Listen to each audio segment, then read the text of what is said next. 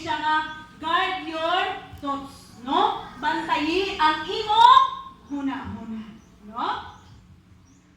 Og diha, no, mao na siya nga gikinahanglan gyud nga kanang mga huna-huna nato. Okay. Kung busog manggod ta sa pulong sa Dios, kung puno manggod ta sa pulong sa Dios, no?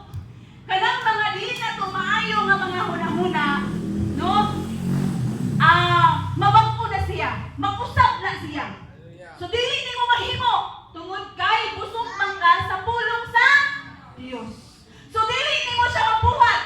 Dili ka makasala kay wala man nimo mabuhat. Amen. Praise God. So guard your thoughts.